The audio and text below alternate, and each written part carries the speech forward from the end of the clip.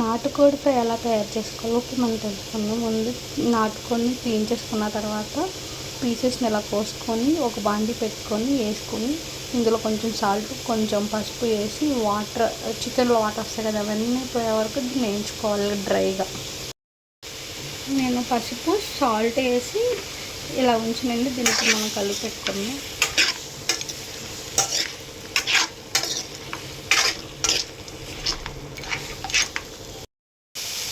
ఇది చూడండి ఇలాగ వాటర్ డ్రై అయ్యే వరకు ఇలాగ చికెన్ వేయించుకున్న తర్వాత ఇందులోనే మనము ఆయిల్ వేసుకోవాలండి.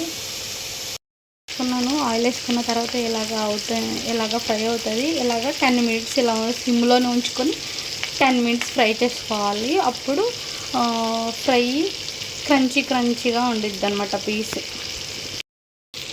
చూడండి ఇలాగ ఫ్రై అయిన తర్వాత పీస్ ఇందులో మనం అల్లం వెల్లుల్లిపాయ ఆనియన్స్ ఒక 2 కొంచెం గసగసాలు ఇవన్నీ కలిపి పేస్ట్ చేసుకున్న మసాలా ముద్దనైతే ఇందులో యాడ్ చేయాలి.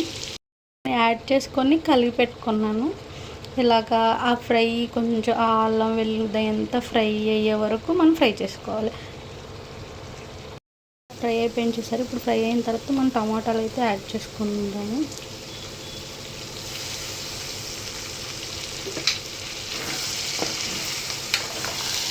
అయిన తర్వాత ఇందులో మనం కారం యాడ్ చేసుకోవాలి.